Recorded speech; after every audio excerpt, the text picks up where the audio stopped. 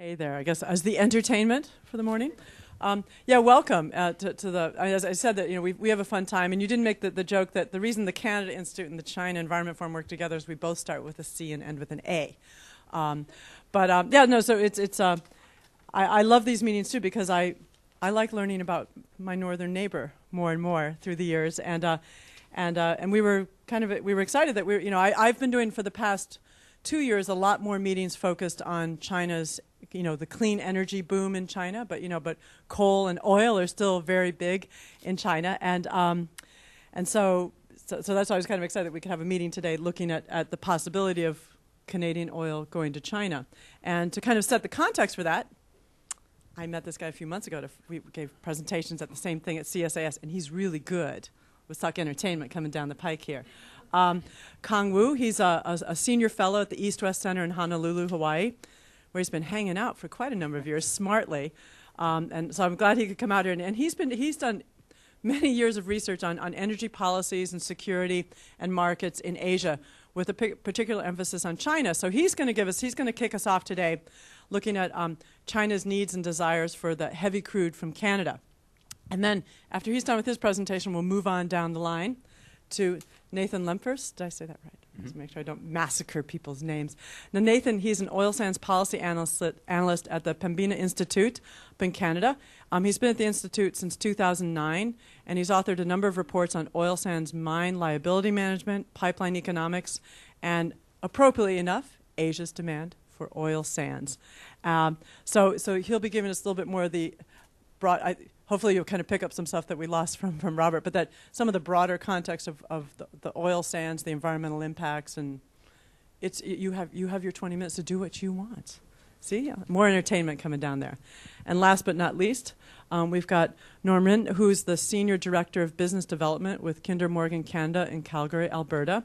He's currently heading the expansion plans of the existing Kinder Morgan crude oil infrastructure in Western Canada, and opportunities designed to support growing oil sands supply markets throughout North America and Asia. And a lot of his responsibilities is working with stakeholders to ensure that marine exports of crude oil through the Port of Vancouver continue to operate safely. So we're going to learn more about that pipeline that's coming down the line too. All right, so Kang Wu, you're going to start us off here. Be entertaining. Okay. Thank you, Jennifer. Thank you, David. I'm very happy to be here. A few months ago, I met Jennifer in the CSIS, as she mentioned, and she told me that, she will find a way to get me here again and for her project, and I'm very glad that she did, and I'm happy to come back here. I guess, for my talk, the focus is on China. There are many issues related to China. So I will try to keep in context with the relations with Canada. So I may drift it away sometimes, but everything will be coming back to the focus. I have a PowerPoint here. Let me see if I do this. It's moving forward. Right one on the right. Right. Okay. Where do I point? You point here. Okay. Oh, it's not paying attention. No, sorry. Pete, why don't you advance it until we figure out what's going on? Okay. Can you go to next one, and next one. The reason is I think that the presentation is available one way or another. I did have more slides than I planned to talk. For instance, the state of the economy is very, very important. I have up-to-date kind of data and some kind of forecast for the growth of the huge economy. But let me turn to first to give the overall picture. As Jennifer mentioned, we don't want to lose the context that China is dominated by coal. This is the full picture that you are seeing here. I put everything under the sun that China has been using, not just all the commercial energy and all the commercial renewable energy, but also non-commercial. Usually, people focus on the major commercial part of it, which is fine. But also China has a non-commercial part of it, which is declining. That's good, because they commercialize some of the the biomass and other energy. But basically, the picture shows that you can see that the shape of the energy consumption in China is dominated by coal. So if coal consumption stagnated like in the period of 96 to 2000, the entire energy consumption slows down. But when coal consumption goes up again, then energy consumption resumes. Works now. Okay, great.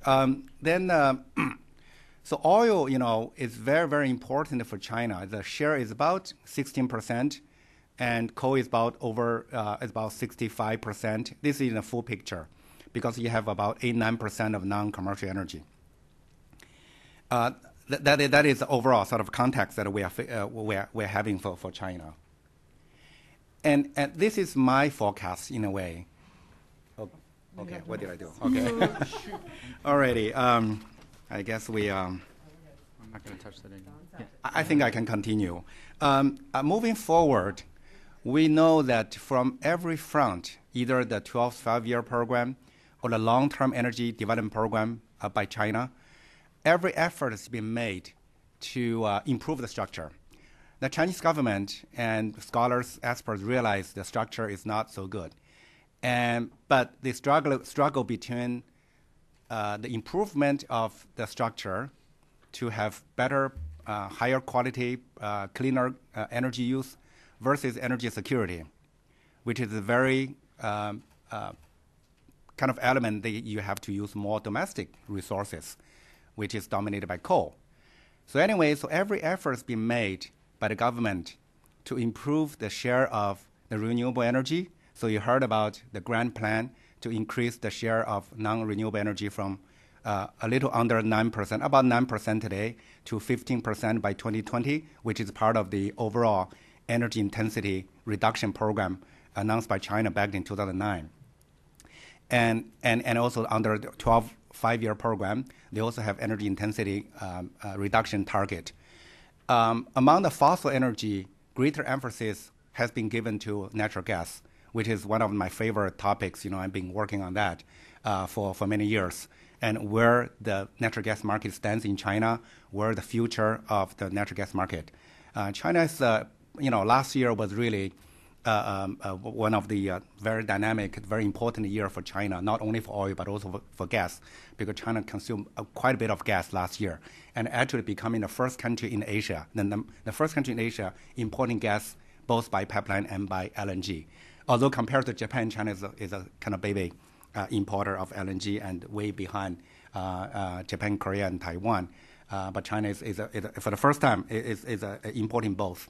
So moving forward, I'm not going to get to the specific numbers, but certainly among the fossil energy, the role of oil is flat. The role of coal is declining in terms of percentage, not in terms of absolute amount.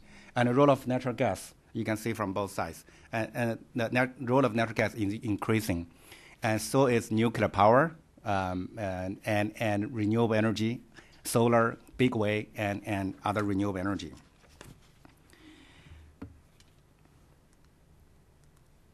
So I'm going to turn to oil, which is kind of relevant to today's discussion. For oil alone, and also one of the things that China has developed in the past 2 years was that China has become a net importer of all fossil energies, all of them. And certain oil has been in over a decade, and China became a huge coal importer in 2009 and 2010. Last year, actually, about 180 million tons of coal being imported. That's a huge amount, bigger than Japan, suddenly, overnight. And among the three fossil energies, oil has been the one that they have lost the so-called self-sufficiency long time ago, and they will never get back. And the question only how much more they're going to import, how they're going to manage the imported oil.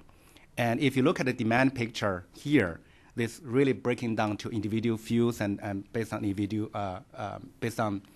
sectorial demand, and the forecast also based on sectorial demand, particularly driven by transportation petrochemical sector, which is another huge consuming center for petroleum products, because China needs naphtha, LPG, and some other stuff as a petrochemical feedstock. Then you have traditional industrial sector, bunker fuels and bunker fuels driving, the foreign trade. So those are the drivers behind not only the recent past, the oil product demand, but also moving forward.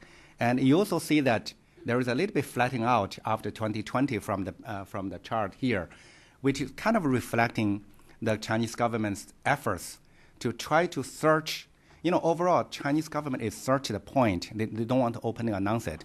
They are searching a point where they can reach the absolute plateau of oil consumption. So far, the buzzword is reduction of energy intensity, which means you can grow the energy the economy by 10%, but you can grow the energy consumption by 6%. You can still reduce the energy intensity.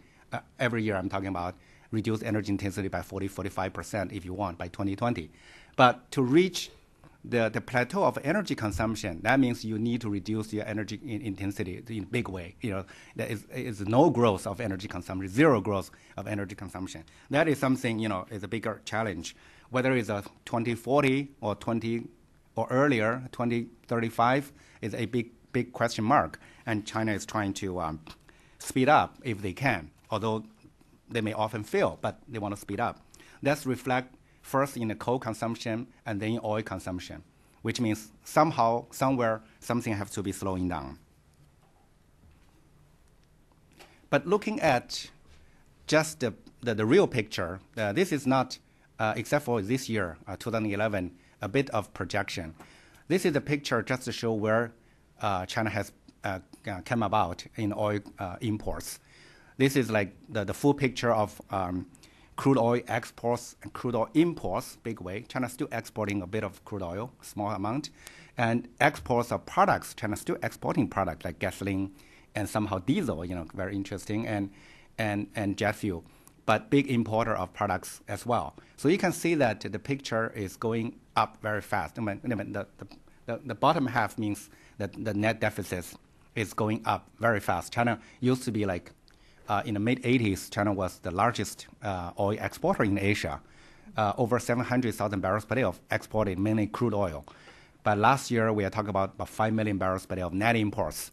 So it's really a huge change. And that is, the trend, it doesn't stop there. It continues, as you can see. So where China gets oil from, this is a typical, maybe like Asian phenomenon. Heavily depending on the Middle East. China is doing a little better. You can say that it's efforts of the diversification. Maybe India is doing even better because of location, but China is for whole Asia, particularly Japan and Korea, Taiwan, pretty much 80-85% dependent on Middle East oil. So China, this is a picture of 2010, last year, the whole year. About 4.8 million barrels per day of crude imports. Out of that, you can see the number 47% came from the Middle East, far below the average Asia and the leading other Asian importers. Africa, about 30%, really, really high. And China is really making special efforts, not only because of their overseas investment there, but also China has a special appetite for sweet crudes. Heavy sweet crudes because of structure of the refineries. So they like African crudes. They used to get those sweet crudes from Asia. When that source is kind of dwindling, they turn to Africa. Elsewhere, also 20%. That's also impressive. 20% of the nearly 5 million barrels per day coming from elsewhere. We talk about Kazakhstan, Russia, and even Brazil. You can see there Brazil is number 10. So I listed the top 10 importers to China. You can see that they're pretty much number one is always Saudi Arabia, number two Angola, and you have Iran number 3, and you have Oman number 4. Oman is also medium sweet cruise, medium sulfur cruise, I should say, and suits the Chinese needs. Sudan and all on the list, Kazakhstan, and for 1 year Venezuela came to the list. Even now Venezuela is doing okay in terms of the overall. It's about 200 above 100,000 barrels per day of crude exports. And that will be boosted to 500,000 or more, actually more than 500,000 when the joint venture PDVSA CNPC refinery is completed by middle of the decade. I have more, information here. Oh, here. Venezuela jumped to the number 8 for the first 3 months of this year. So this is all kind of very latest data to show where the role of Middle East is coming up a little bit. This is the first quarter of this year. Still 49% Middle East and 27% Africa. And then you have more elsewhere, means Venezuela, Brazil, Russia. It is kind of shifting a little bit, but the overall the structure is about similar. So moving forward, again, we talk about the demand of the country a little bit. On the supply side, despite all the efforts of all 3 state oil companies and other local companies, the prospects of oil production in China is kind of limited. Even for the limited future like this, we talk about 4 million barrels per day, maybe going up to 4.3 million barrels per day by 2020, even 2030. Even this kind of maintaining this level, you need a lot of investment. As upstream people know that natural decline of oil production is very severe in China. There could be some upside, and we're looking at maybe 500,000 barrels per day more upside to this picture. But there are also serious downside as well because of aging fields in China. So this is the base case. You can see it's kind of pretty flat as compared to the rising demand we saw earlier. And in putting the numbers together, this is where we are looking at. I think China indeed, just followed by India, but China indeed is the most, the country that will have the most growth in terms of oil demand for the next 10, 20 years. That's a fact. It's just a different way of I'm sure there are some stagnation in other countries, Europe, Japan, and even possibly declining in the U.S., but China is still going up. You can see that this is crude oil only. I just want to focus on crude oil. Of course, the crude oil is slightly different from overall oil, but it's about close because China built enough refining capacity to meet the domestic demand. So they kind of make sure that they have enough capacity at home. So that the demand for crude, which by refineries, pretty much resemble the overall oil demand, although I have separate numbers to show that. So we are talking about 5 million barrels per day last year, and by 2030, we are talking about 11 million barrels per day net imports of crude oil.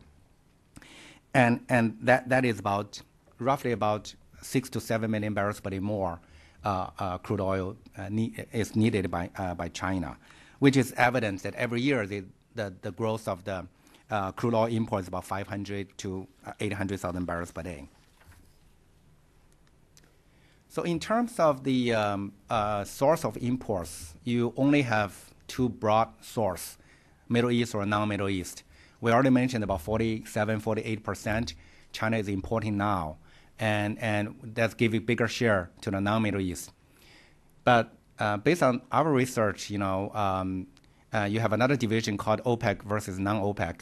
Our view is that over the next 10, 20 years, the net growth of the non-OPEC production will be coming down to zero in terms of net growth. That means some country increase, like Brazil and Central Asia. Some country decline, like other Latin American countries, or Canada included. So that included means still non-OPEC is kind of declining. So that means all the call will be on OPEC. Anyway, OPEC is heavily concentrated in the Middle East.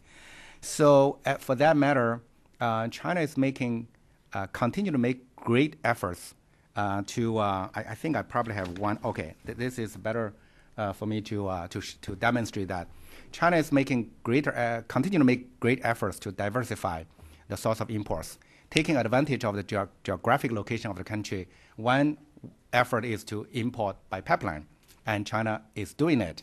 not only they made that policy, but also they put that into actions. I should make one correction to this map. The dotted line from Russia is already become solid line. It's already flowing. So that's I forgot to update that one. So they have 3 sources of pipeline imports. Of course, they're all non-Middle East. Well, except for Myanmar, I can explain. So Kazakhstan is already in operation for several years and will be expanded to 400,000 barrels per day this year. The expo of Russia started last year, and 300,000 barrels per day, pretty much in full running now. And of course, that means railway imports of crude oil by China from Russia stopped. So that is a second source in operation. The third one is under construction. That is a Myanmar pipeline down there in southwest. And Myanmar pipeline is 440,000 barrels per day. And we know Myanmar produce only like 30,000 barrels per day of oil, right? It's not mean to importing Myanmar crude. It mean to import Saudi Arabian crudes. So that is a little bit different from other pipelines, which is source is the provider. But in this case, source is just a route. That's the routes. So if they complete by 2015, before 2015, then the crude oil from Saudi Arabia will be unloaded in Myanmar, put on a pipeline, and sent to Southwest China. So altogether, we are talking about capacity-wise is about 1.1 million barrels per day.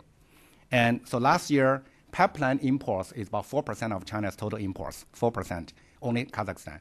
But by 2015, we are looking at about 10-15%, but still leaving like 85-90% ocean-bound imports. So that's what I mean by the earlier chart that with all the efforts, the Middle East role will be, China have no choice but importing more from Middle East. But China is doing every effort to import from non-Middle East. So if that's why the Canada coming into play, China is heavily invested in Canada, but importing from Canada is very minor for the obvious reasons, because most of it comes to this country. So if there is you can see that 6 to 7 million barrels per day. If there is a route, even Venezuela, we already know, Venezuelan crude oil, barring all the political development on the commercial side, it takes 42 days to ship from Venezuela to China, and with heavy cruise can be up to like 10 API, although average about 15-20. But they are willing to take from everywhere. And Brazil long-term deal, 10-year agreement, they give a loan to Brazil, and that's to ensure that the 10 years of supply at 200,000 barrels per day from Petrobras. And Argentina, Ecuador, Bolivia all have some kind of agreement, particularly Bolivia and Ecuador. Short-term in nature, though. So anyway, so if there is a new source of supply for China, they are willing to grab it. And the needs is there. The question is, at what price? Well, price is kind of also obvious because everyone knows that you follow the market price. Even long-term deal with whoever, Russia, Brazil, Venezuela, and certainly Saudi Arabia all follow the international price. It's swimming pool theory, we talk about. It doesn't matter where you get your water from. The price is the same. Yeah. You're good. Keep going. Okay. Entertainment, yes, good. All right. I meant to talk about the energy security strategy. You heard a lot about energy security strategy. I don't want to state it or repeat it. Some of them. It is for China compared to Japan, for instance, it's a new issue only because compared with Japan, who have to deal with the issue for decades. China has been dealing with that for about a decade now. So when China come to new things like whether we talk about LNG, sometimes overseas investment, first thing they say is, okay, let's do what other countries do. So they do take some traditional measures, and then gradually they develop their own sort of niche. The traditional measures is diversification, establishment of the strategic petroleum reserves. They listen to the advice. And overseas investment. Of course, China overseas investment become unique because not only they do it. They do aggressively, and they do all over the place, and they do by multiple parties, not just one oil company. It's many oil companies, and sometimes they compete with each other. What I put here is just a feature of two things, and I didn't mean to go into details. SPRs is relatively new for China. They did it, and now they are in a full-blown program for expanding it.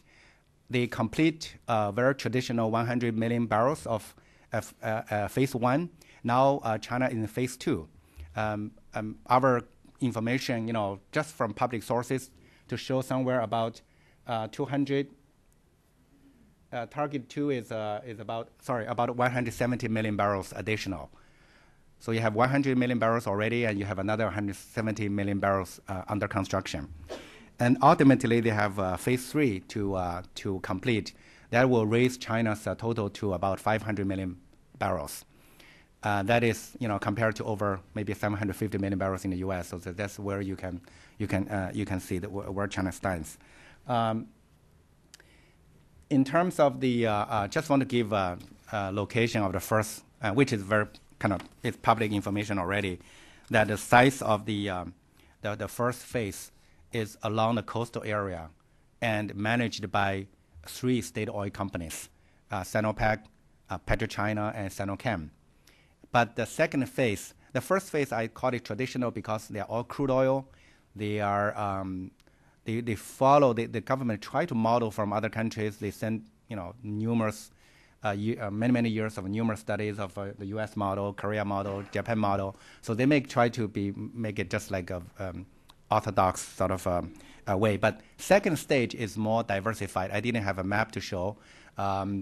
It's not only crude oil but also products, not only coastal area but also in Xinjiang in the far west, all over the country. And the third phase even more diversified. So then you can see that then gradually they have the Chinese way of trying to make it more suitable to them. They feel that it's okay, we do the traditional way, but it's not always they have to follow that as far as it suits the needs. The second area is certainly relevant, and it's overseas investment. Canada is heavily featured in China's overseas investment, but here is just overall picture, and you can see the equity oil production has gone up very fast. 2010, about 1.3 million barrels per day of equity oil production owned by Chinese state oil companies. Roughly, if you use the 50% as just a rough sort of reference, so that involves somewhere about 2.5 to 3 million barrels per day actual production on the ground. So it's quite, 5 years ago we talk about smaller numbers, and it's kind of impressive. Of course, they pay a huge price for that. It doesn't mean that there is a money losing activities. No, they didn't lose money. It's just at what price tag. And with the division of individual companies here, CNPC, Sinopec, and CNARC, I have another chart to show the individual company like CNPC, PetroChina, CNARC, and their geographic location, geographic sort of division of the. You can see that Africa is heavily there, Americas, mainly Canada, but also in Latin America, and former Soviet Union, Middle East, Atlantic basin, other areas. So I guess in terms of the motivations, I think this issue has been discussed many times. So it is a combination, basically. We talk about a combination of the self-motivation by the state oil companies, the government concern, the government encouragement, and always a question about whether government specifically tell them what to do. Our findings is that they not necessarily. Maybe in a few examples, minor countries, the government want them to be there, but in most cases, is the state oil companies find opportunities themselves. The only thing about the whole thing is that they do get very speedy approval by the government, which will make it easier. And The self-motivation means that these state oil companies, they need to expand themselves. They need to justify their existence. Is a traditional, in old days, socialist countries still have investment rush that, if nothing else, they want to invest more. They certainly don't want to lose money, but inside China, the investment opportunities is very kind of limited, very competitive. If you want to build a refinery in China, it takes many, many years to get NDRC approval. But if you want to invest upstream, you can get approval faster. So the motivations are all listed here. And in terms of the most of the overseas, certainly they have. This is where, when China first started, they go there. But now gradually when they become more important and more influential, they create their own ways of doing things. And this, here are the list of all the ways, different ways, certainly direct access acquisition. You see all the examples there, and including in those in Canada, oil sands and equity share. And they also partner with international oil companies in Iraq. That's quite, actually, the Rumaila field of CNPC BP is the largest one that being under execution. Maybe bigger one will be coming, but this is the biggest one in execution for the Iraqi expansion program. And also heavily involved in Iranian oil gas business. This is kind of very interesting. Just want to say that on paper, yes, they are heavily involved because other companies have withdrawn. But China also had a hard time there, not because of anything else, just because of it's very difficult dealing with Iranians. And even my boss, Dr. Fishraki, he's from Iran. He just openly say that. It's not easy, No one has power to sign anything in Iran, and they change the terms all the time. So Chinese have a hard time in Iran, basically, even with all the, on the surface that they are the only ones, or among the only ones still staying there. $90 billion, that's what I meant. $90 billion of loan for 2009 and 2010, 2 years, China gave $90 billion of loan to 9 countries, ranging from Venezuela, Bolivia, Ecuador, and Brazil, Russia, for various reasons. Some, Turkmenistan, some is for upstream development, like Turkmenistan for the gas, some for oil directly, like Russia and Brazil and Bolivia.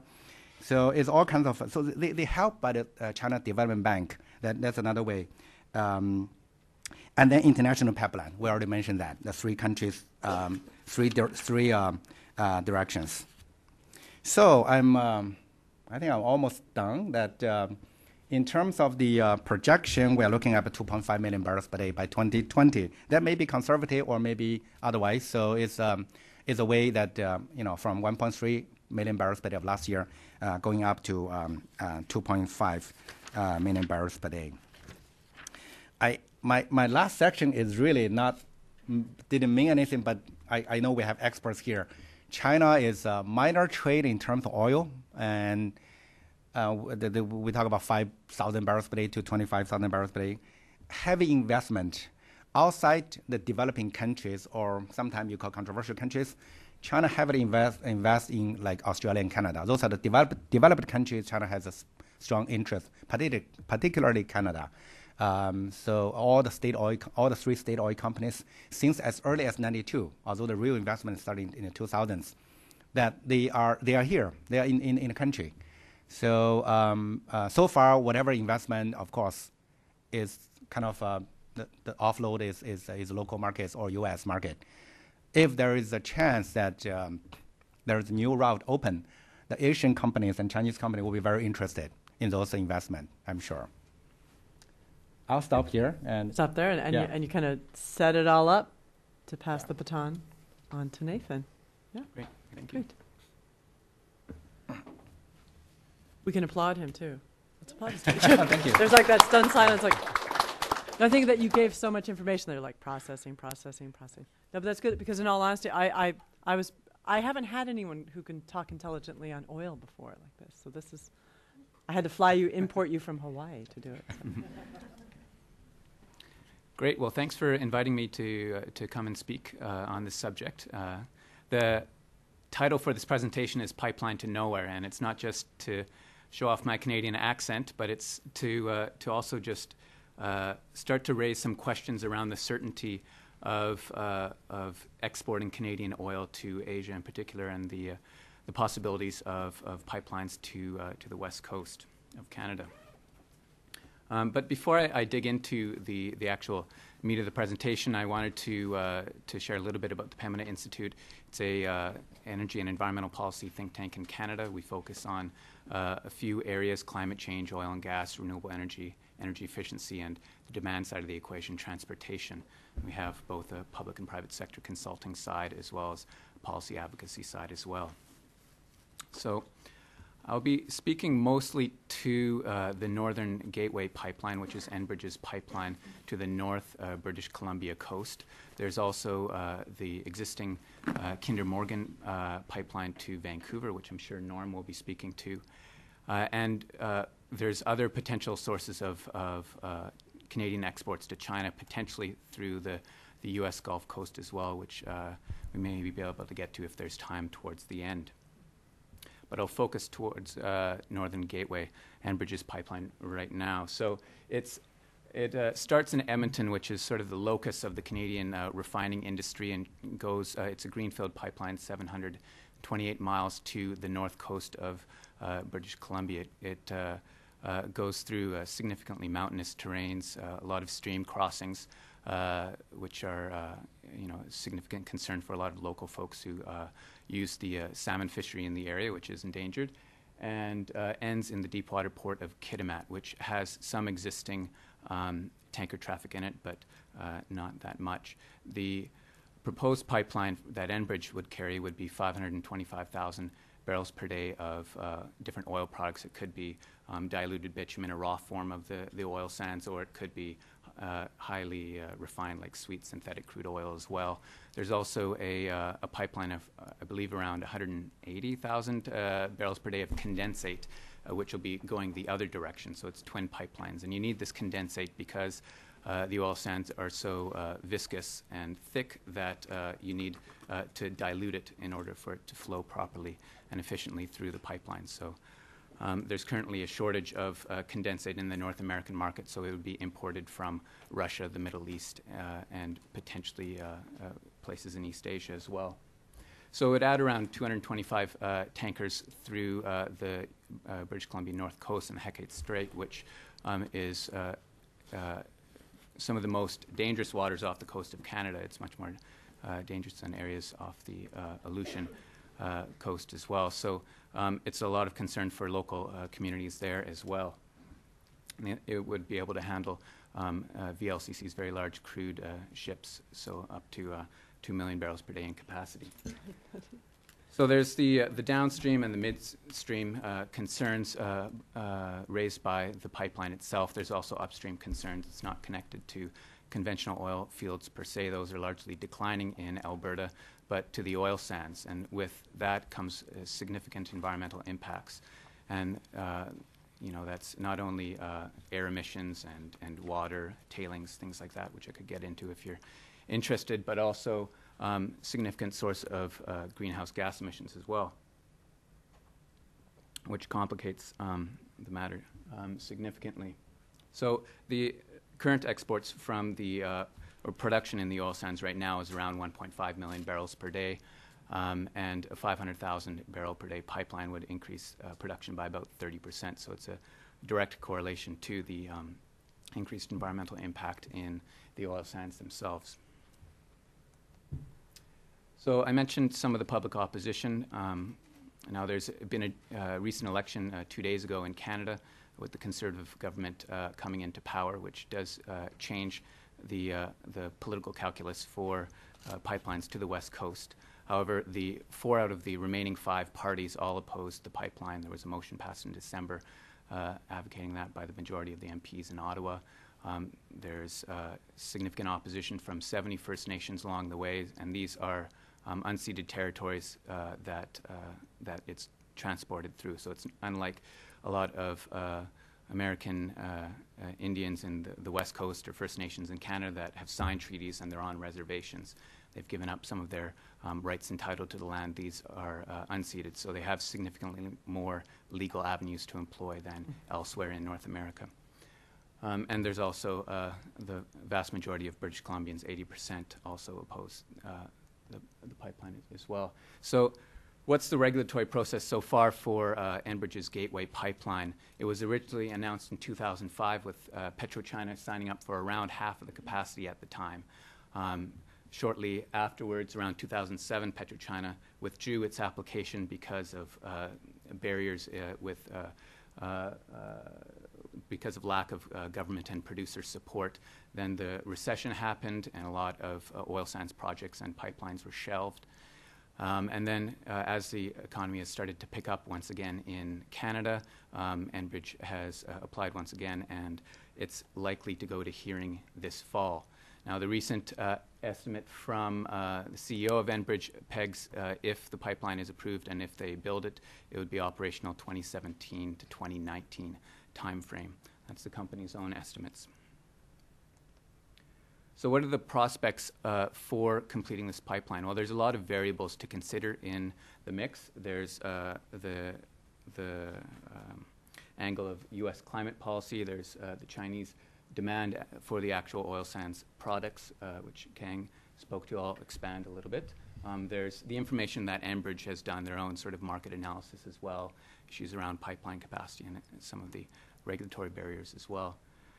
So it's certainly no surprise that the Canadian government and Alberta governments, as well as several oil industries, have been actively working to weaken U.S. climate legislation, be it federally or state-based in the United States, and that's because of the significant greenhouse gas emissions which come from the oil sands. They're around 3.2 to 4.5 times more greenhouse gas intensive in the production phase than other forms of oil. So if there's, for instance, low carbon fuel standards or other sort of policies which are meant to discriminate against higher carbon forms of oil, certainly oil sands would be one you would discriminate against. And again, these governments have been lobbying for exemptions to that. So shipping to China would be able to allow these oil companies and the governments in Canada to avoid reducing their emissions associated with oil sands production and avoid the higher costs or potentially trade penalties that would come if there was climate legislation in the States, which puts the United States in direct competition with Canada now for their sources of oil. Right now, 99% of the oil goes to the United States, a little bit goes to China, a little bit to Singapore, but hardly any. But certainly the drumbeat of the government of Canada right now under the Harper administration is to increase the exports to China. So this is what a chief economist of the Bank of Montreal was saying a year or two ago, just to speak to the ability for or using the threat of exporting oil to China as a way to weaken U.S. climate legislation. He said it makes it more difficult for the U.S. to threaten us with comments about dirty oil. So it's definitely out in the open that that's what they're doing. It might not be happening, it might not be voiced down here in D.C., but that's certainly what they're saying in Canada. And this is from the Enbridge application itself for the Northern Gateway pipeline. They're saying, well, besides trying to water down the U.S. climate policy, it also allows us to exert leverage so that we could obtain exemptions for our existing pipelines down to the U.S. as well. So it's they're strategically working both sides of the table as well. I want to speak a little bit about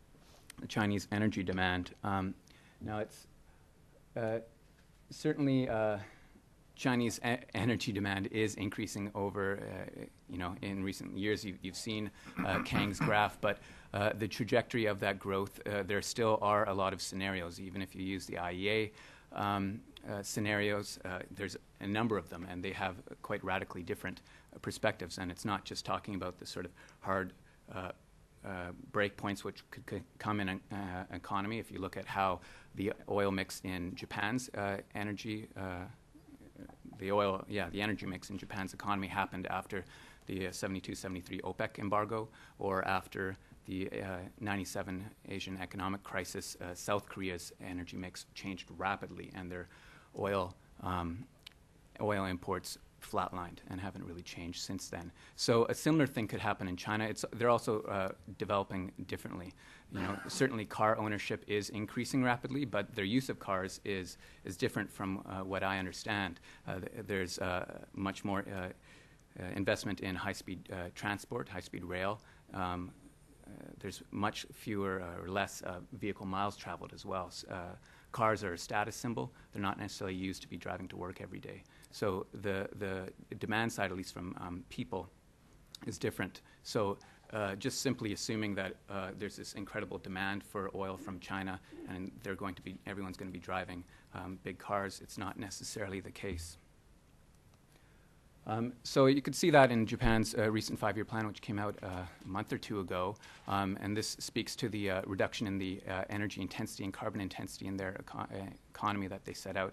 And China is quite good at achieving their goals set out in these 5-year plans. Not all of them are mandatory, but oftentimes they surpass the goals that they set in this 5-year plan. And if you look decades out, the trend will only increase, that they will want to reduce that carbon intensity and remain competitive in the field. And if you look at their clean energy investments right now, blue line is America and red line is China over the years. And the United States has wavered in the past 5 years or so, whereas China has steadily increased their investments and have now surpassed in 2008 up to $60 billion in clean energy investments. And while the dividends haven't really played out quite yet in China, certainly 5, 10, 15 years out into the future, they will come to fruition, and it'll be something to watch for. So there's also the actual Chinese demand for energy. Now, this is a chief energy researcher from the CNOOC saying oil sands are too costly and too polluting. Gas has a brighter future. Shale gas is much cheaper and cleaner. So the oil sands are a concern for certain Chinese national companies because of the carbon intensity, because of the distance. There's significant tight gas, shale gas opportunities just off the coast of China, which they could tap into. And if they're trying to transition off of higher forms or more carbon-intense forms of energy, shale gas would be a natural fit. And there's certainly a lot more local supplies and a lot less expensive supplies. So to equate Chinese energy demand and Chinese oil demand even for the Canadian oil sands, I think is perhaps overstepping the situation.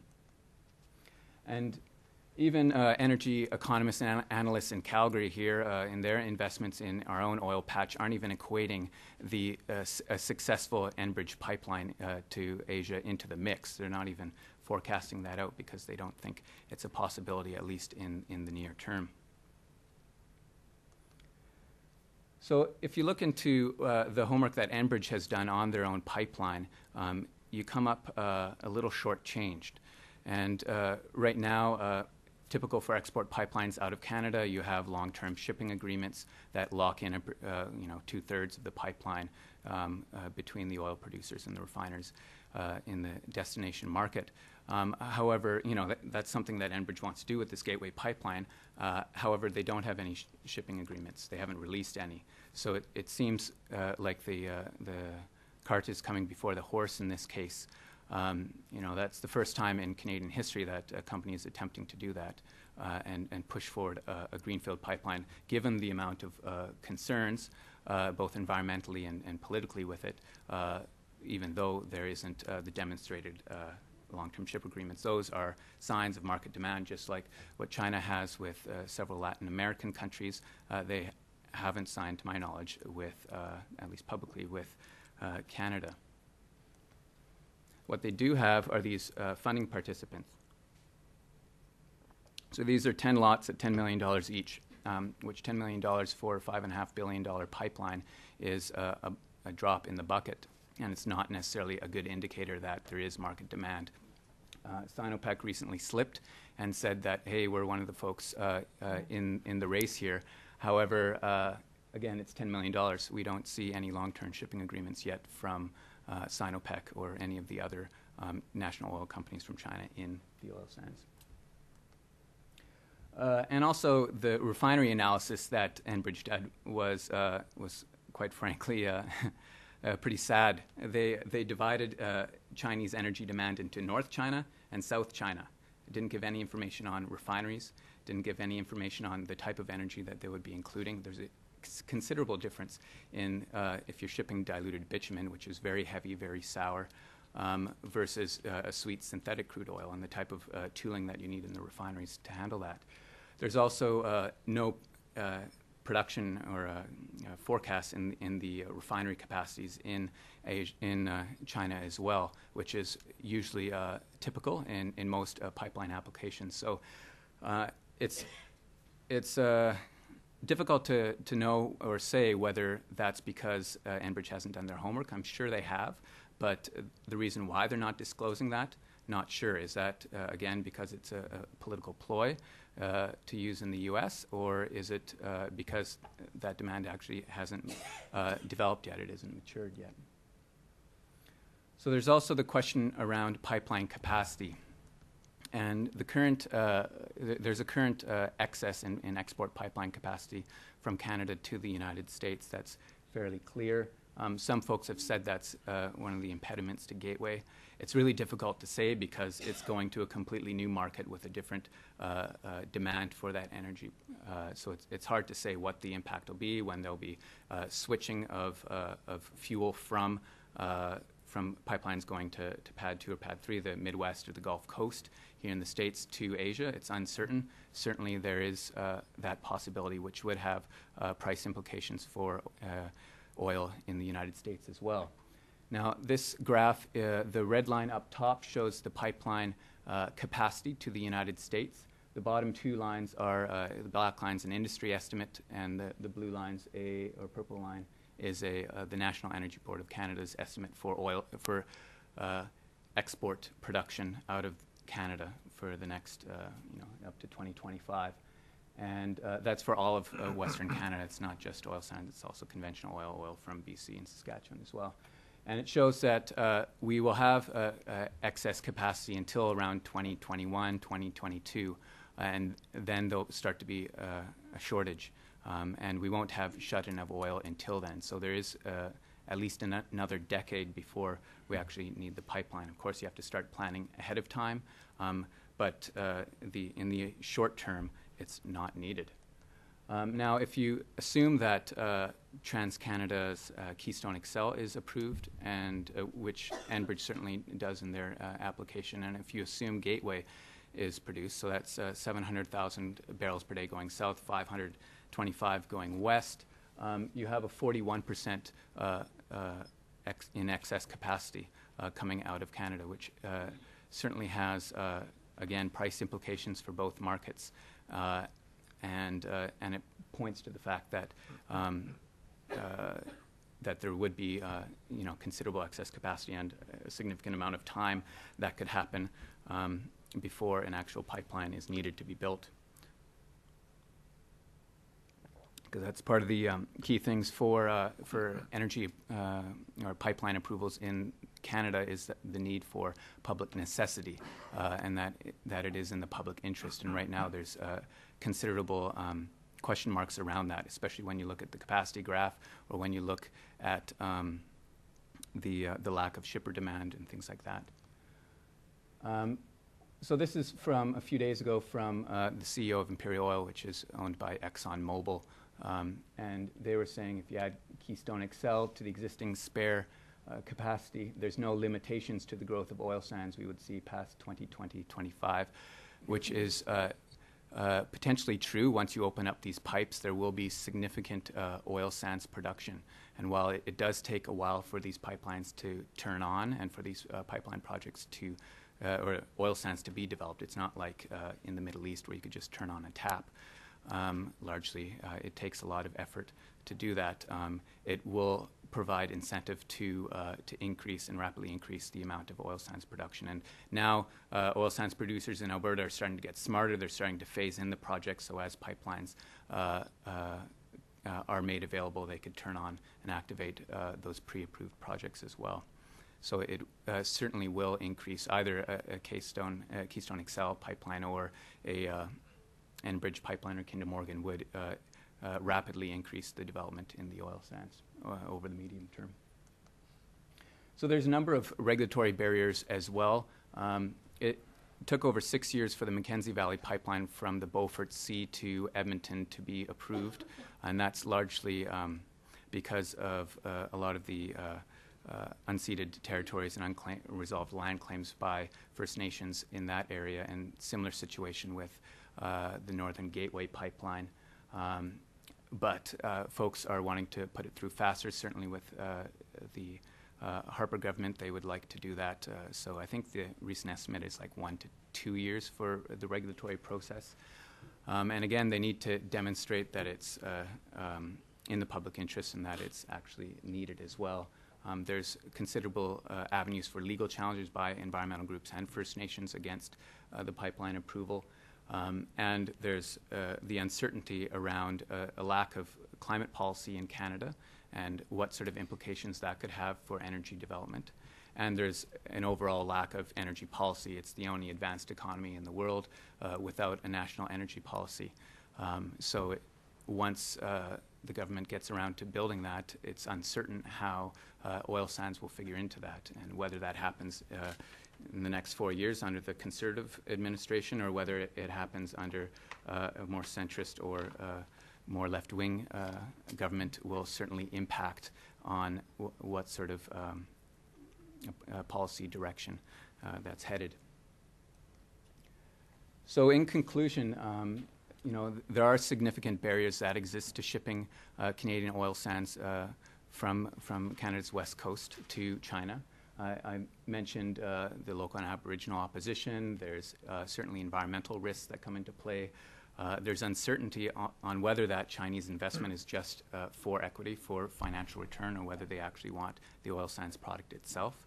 I spoke about the lack of commercial support and this problem and uncertainty around capacity, not to mention the regulatory barriers. So what does that mean? It means that certainly within the next 5 to 10 years, pretty unlikely that a pipeline would be going to the west coast to China. Now, whether there's a pipeline that goes south, like Keystone XL is going forward through the approval process right now. Whether it gets approved or not, there's not 100% certainty on that. And if refineries are reluctant to take in the diluted bitumen or what have you that's being shipped through the pipeline, certainly there is the potential for that oil to be shipped to China as well. So it doesn't necessarily equate to a firm improvement in U.S. energy security if KXL were to be approved, because it could actually be another conduit to China for the Canadian oil as well if the demand wasn't there.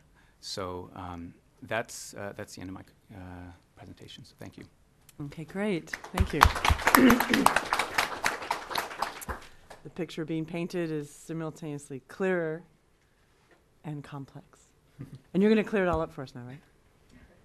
Thank you. My name's Norm Rinne. I'm with Kinder Morgan Canada, and I see that our slides are coming up. And thanks to the folks here at the Woodrow Wilson Center for inviting me down. I'm a first-time visitor to Washington, and so I get to play tourist a little bit later this afternoon when we're done, and take pictures with my iPhone like everyone else. I have had the opportunity, however, to travel extensively over to China several times, and our company is committed to looking at that market as it relates to the Canadian energy and North American energy infrastructure side of the equation. So a great title, Canadian Crude to China, with a question mark at the end. And I'd like to expound on some of the points already brought up by the earlier speakers, and you'll see some of the information there. And what I'd invite you to do is look at both the information that's been presented already and mine, and triangulate that and try to come to some conclusions as best you can, because some of it's the same and some of it maybe is a little bit different. is an opportunity for conversation going forward. So first, a little bit about Kinder Morgan, just to set the stage on the reason that I'm here today and why our company plays such an important role in the energy supply chain in North America. Kinder Morgan owns and operates all of those lines and stars and dots and things in North America. I work for Kinder Morgan Canada, which is headquartered out of Calgary, and we look after the two purple pipelines on that segment that support crude oil predominantly, but also refined products out of Alberta to Western Canada and the United States. We're obviously very big in natural gas here in the United States. A terminals company, both liquids and bulk materials on all of the coasts. And interestingly, we're also the biggest transporter of CO2 in the United States. And we own and operate a CO2 pipeline system that takes naturally occurring CO2 out of Colorado, transports it into California, and we actually produce, or into California, into Texas, sorry. And it actually produces about 60,000 barrels a day of oil. All with enhanced oil recovery from CO2. And I bring that up only because there's an opportunity in Canada as well to introduce carbon capture and storage as it relates to mitigating effects of the oil sands. And I think it's an opportunity. Really nothing in any material way is occurring today in Canada on that, although the Alberta government has talked about supporting investments in that regard. And I think that we'll just park the issue, but our view is that CCS in some ways could be applied. It's a proven technology. We use it actually as a way, not as an environmental mitigation measure, but as a way to produce energy and earn a return for our shareholders out of it. So I think there's a way, if we look at that and the price of carbon and things like Nathan talked about, energy policies and strategies around that industry can work together with governments and other key stakeholders around those kinds of things and work towards more of the solutions and rather than just the problem side of the equation.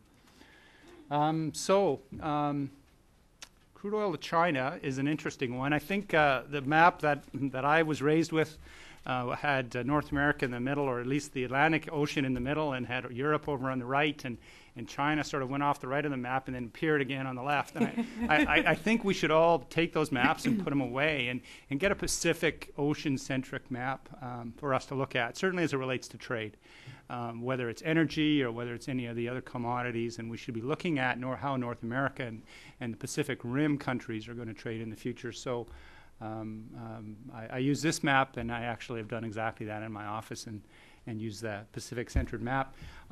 We've already talked about a little bit about the production that's coming out of Canada. And before I'm going to go to the Chinese side, I think we can have that conversation without looking at the U.S. in a little bit more detail and how the Canadian supply side looks at the markets in the United States and the markets more globally. And so crude is the dominant player in the U.S. market. About 25% of the U.S. imports come from Canada today. About 99%, probably 99 and another decimal, of that is the Canadian crude. So we really only have one material market, and it's grown about 75,000 barrels per day per year in production, which is going into the U.S. market, and it's really accomplished that using three different mechanisms. The first mechanism is capturing growth in U.S. demand, and certainly despite the shorter-term hiccup in 2008 and 2009 with the decline in the economy, the U.S. demand for Canadian crude oil or crude oil in general has increased just from growing demand. The other mechanism is that we're also replacing declining U.S. reserves, be they conventional reserves in south of the 49th parallel, in the central part of the country over on the west coast, and including ANS, Alaska North Slope declines. And then the last mechanism that Canadian crude has used to capture the U.S. market is through displacement of other foreign imports. And so those three mechanisms together have allowed the Canadian energy sector and crude oil to grow by about 75,000 barrels a day. And the question is, what's the future hold? And this is production map from the Canadian Association of Petroleum Producers. We collect the same information as does everybody in the industry. And you can see that we're around 2.5 million barrels a day today and forecasts for upwards of 4 million barrels per day. And that's a growth rate in excess of 100,000 barrels per day per year. So we're looking at least from a forecast prediction, continued and increased production levels over the last 10 years. And how are the Canadians going to accommodate that? Well, I can tell you one thing that I know is that forecasts are always wrong. They're either up or they're low, but they're never exactly right. So whatever's going to happen in the future, and anyone who can tell you what's going to happen in the future is probably lying.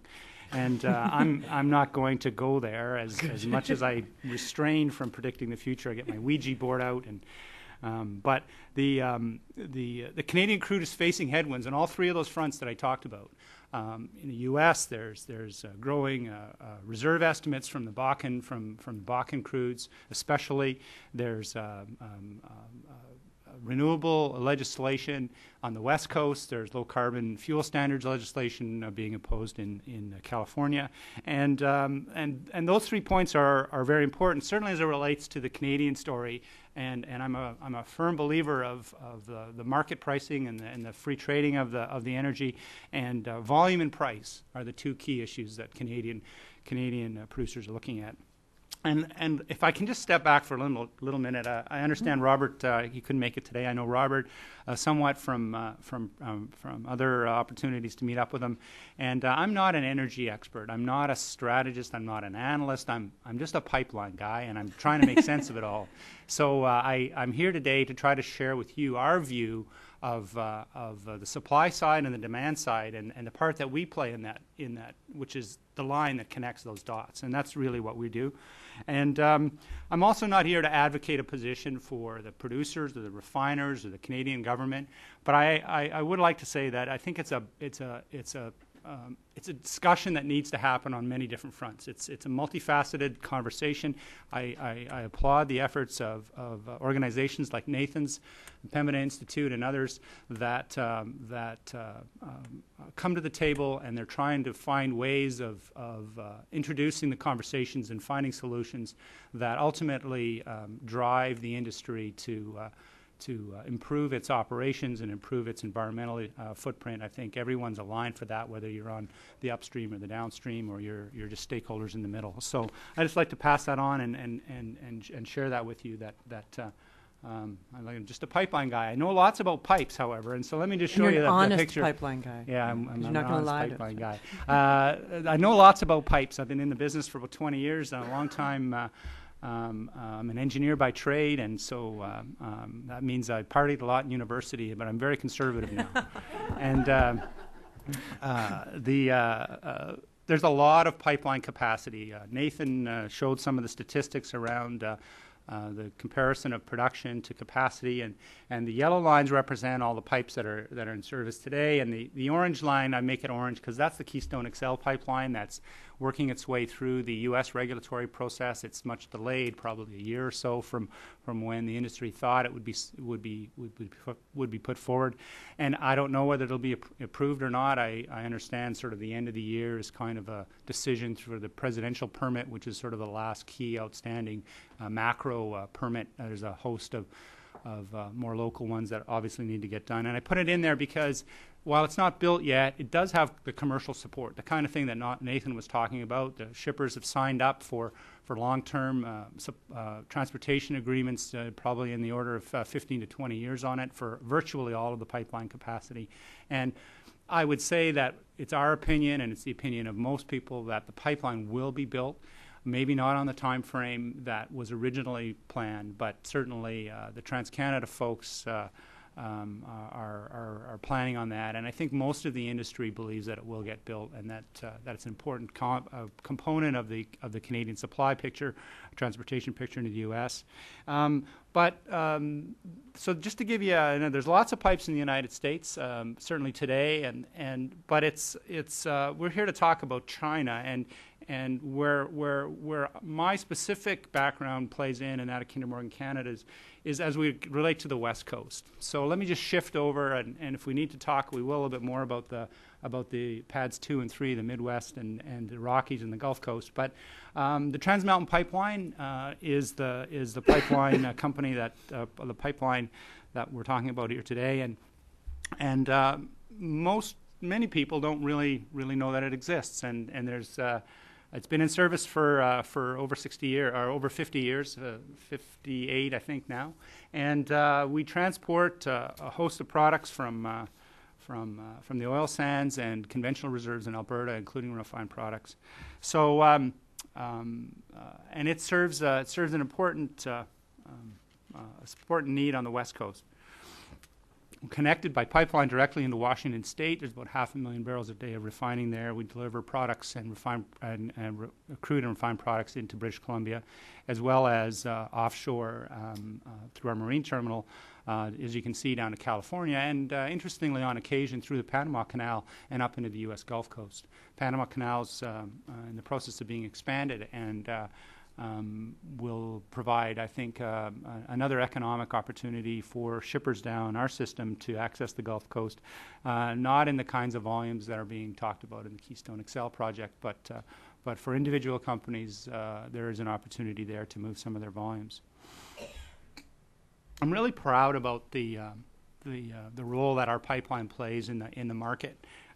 We add a lot of value to the market in that one of the histories of our pipeline has been there's a base load of demand on the West Coast, and then it becomes a swing pipeline. So when you have operational upsets, whether it be on the pipelines or refineries in the U.S., oil will tend to swing to the West Coast and as a pressure relief valve. And I think that that base business will continue, but we're seeing the opportunity now for that base load to go to a more sustained level, a raise from above just the local demand, and see if there's more opportunities off to Asia and other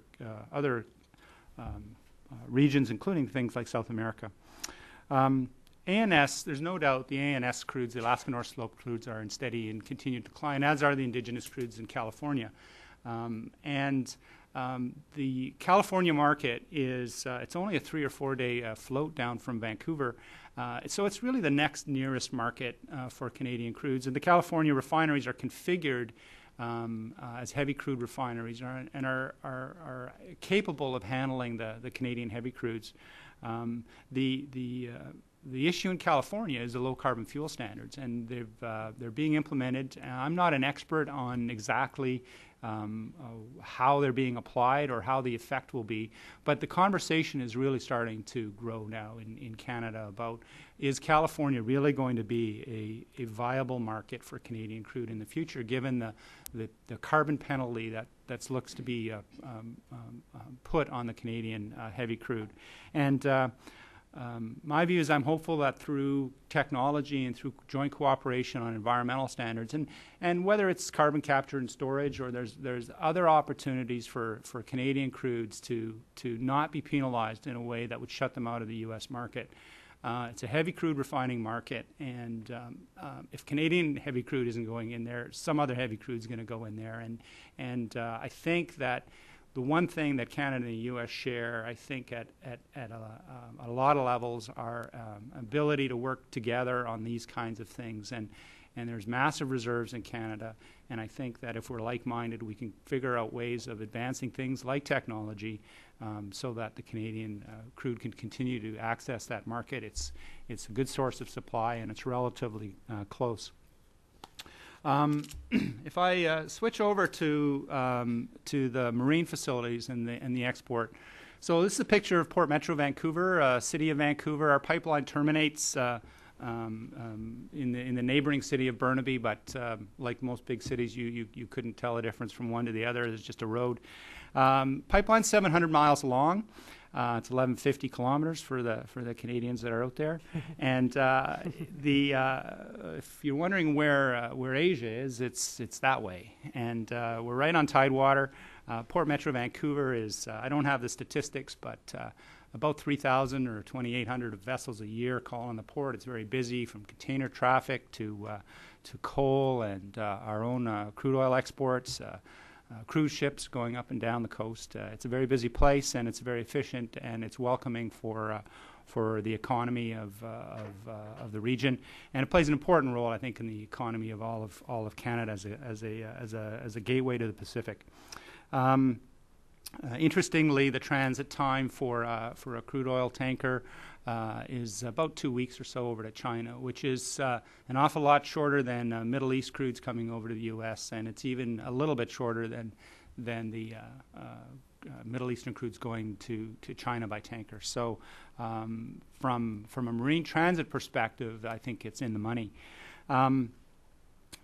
Just to give you an idea of what's going through our pipeline and the volumes that are going for crude oil exports offshore, here's a history of the exports since 1955 on our pipeline, and you can see that over the last decade, the exports have really risen up to a record last year of 80,000 barrels per day. The volumes that you see in the previous history represent that swing volume I talked about earlier on. We had many years with no oil exports, and it's not because the pipeline wasn't there or capable of transporting it. It's because there was no market. No market for Canadian crude off the coast. But that's certainly changed since about 2000, and we're at 80,000 barrels per day. That's a record for the pipeline, and that's on an annual basis. So that's the amount of oil moved over a 365-day period, unless last year was a leap year. I think it might have been. The stat that I don't show on that, but I can tell you, is that our peak month, which is the oil industry works in months. It's produced, nominated into pipelines, and transported. Our peak month was almost 150,000 barrels per day in 1 month. That's an awful lot. Certainly a record again for our pipeline. We have many months over 100,000 barrels per day. And just to give you some context, if you look at the primary market, which is the U.S. Midwest, PADD 2, that would represent on the annual basis about 10%. So our peak month would represent about 10% of the crude that would normally go into the U.S. Midwest. But our sort of annual number you can see is only 80, so it'd be about half of that. So it's not a large amount in the big scheme of things, but it's an important amount because it does provide an outlet to Tidewater, and once you're in Tidewater, the world really is available to you. Let me see on the other points. Switch over here to where's it all going? Mm-hmm. So that's leaving our berth. Now we take custody of the oil in Alberta, and we put it onto a ship. It's not our oil, it's not our ships, and it's not our refineries where it goes to. We just charge a toll for our service. Port Metro Vancouver keeps tracks or certainly reports it. I don't know where people actually find out all this information, but the shippers don't tell us. But you can see from that information that, and again, these are in metric tons, not in barrels per day. But if you add the two green lines together in 2010, you'll see that that's 80,000 barrels per day. The vast majority of it, 85% or so, is going to the United States. It's been growing over time. So the growth you saw in the previous graph on the annual numbers is mirrored here by the growth through the port. But you can see that the Asian markets there plays about a 10 to 15% percentage of the overall system. It's increased as well, but it's pretty minor, I think, in the big scheme of things. But the thing I think we should think about a little bit from the Canadian perspective is, and I'll just touch on the California low carbon fuel standards, is what if it turns out that California is not welcoming to the Canadian heavy crudes through the carbon penalty that's put on it? And what would happen? And one of the things I would suggest is that the green bar, the 2010 green bar, would just all shift over to the Asia side and would go to Asia.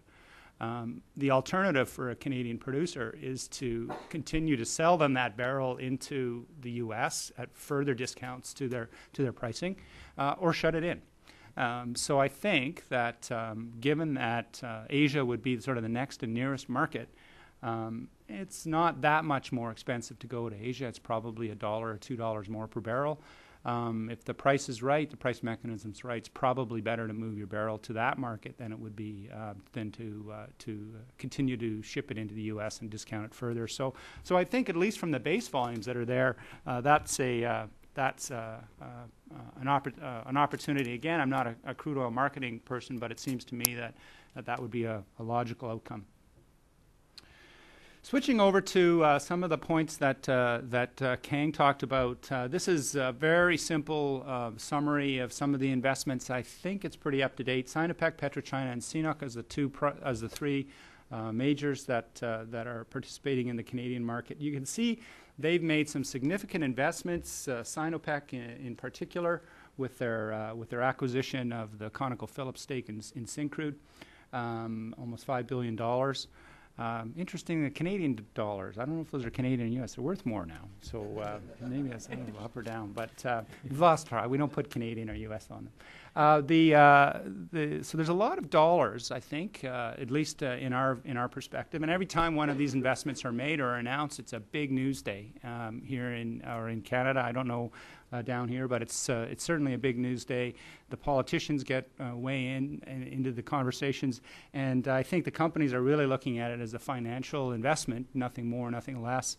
Becomes politicized pretty quickly. You know, interestingly, the Syncrude investment that Sinopec has, it's about almost 40,000 barrels a day. It's all synthetic crude oil, and synthetic crude oil's natural home is in the U.S. Midwest, not necessarily in China, not because the Chinese refineries can't handle it, but because of the pricing mechanisms. It really doesn't capture the kind of discount I think that the Chinese market would be looking to from the heavy crudes.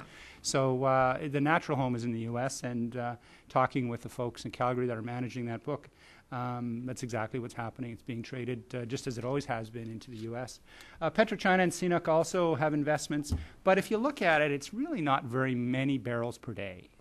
It's relatively small. There's billions of dollars being invested, but the amount of volume is relatively small. I think it will grow over time. The CNOOC one is really a financial investment as opposed to an equity investment in the barrels, I believe. But the point is that there's really not many barrels, and I think none of those barrels, equity barrels, are being transported to Asia today.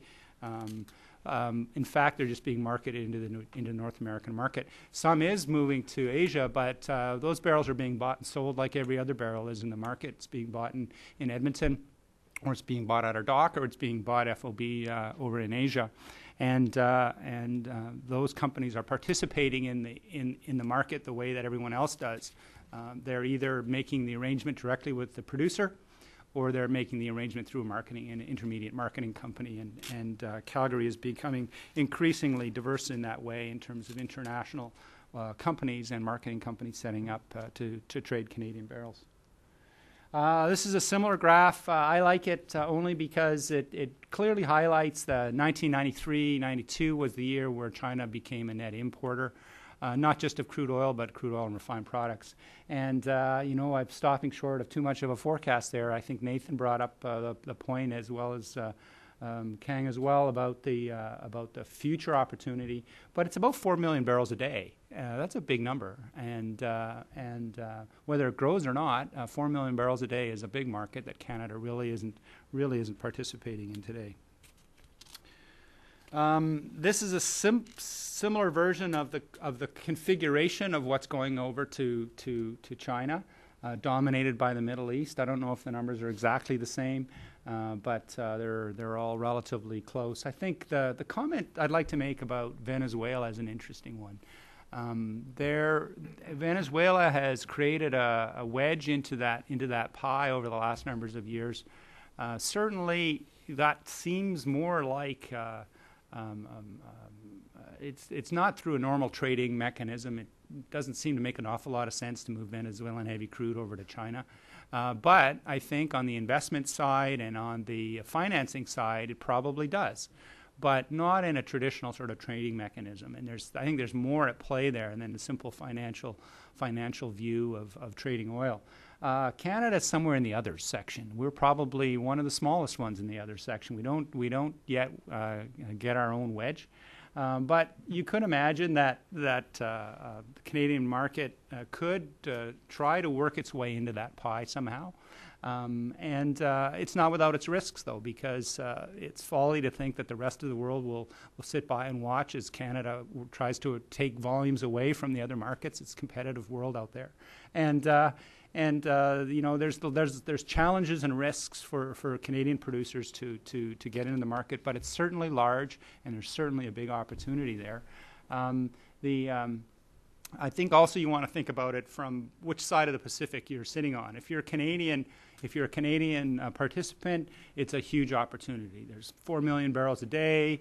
If we got 500,000 barrel a day stake out of that, it would be equivalent to kind of the number that's being talked about with the Keystone XL into the U.S. Gulf Coast. That'd be a big deal. That'd be a big deal for Canada and for Canadian producers. Is it a big deal for China? Yeah, but not nearly as big a deal as it would be on this side of the Pacific. The crude supply forecasts from some of the other regions are every bit as strong as they are in Canada. Yes, I think the Chinese oil companies are open to Canadian crude, but we're going to have to fight hard to get in there. And right now we're starting from a pretty small base. So let me switch over to more of the things that I know about, and this is my pipeline, the Trans Mountain Pipeline. It's been in service since the 1950s, as I talked about. And what role do we play in this supply chain? And our role really was a local supply into the west coast of Canada and northwestern United States up until about the 1980s. And starting in the 1980s, we started to change our role, and we started to begin shipping heavy crude oil to the west coast. And that heavy crude oil started to make its way into California. And that was an important shift for us. We were a light, sweet and sour pipeline, and we had to reconfigure our operations and tailor them to be able to ship those volumes. And then we did another interesting thing in the 80s and 90s. We introduced shipping of refined products in that pipeline. The refineries that were in Vancouver, all but one of them shut down, and we worked with our customers to be able to move finished products, gasolines and diesels, from Edmonton down into the Vancouver market. As far as we know, we're the only pipeline company in North America, or maybe the world, that does it. It operates as a single pipeline. The black line is the one that's there today with the little red loop I'll talk about in a second. So it operates as one pipeline. And we ship everything from the lightest crudes and refined products all the way to the heaviest crudes in one pipe.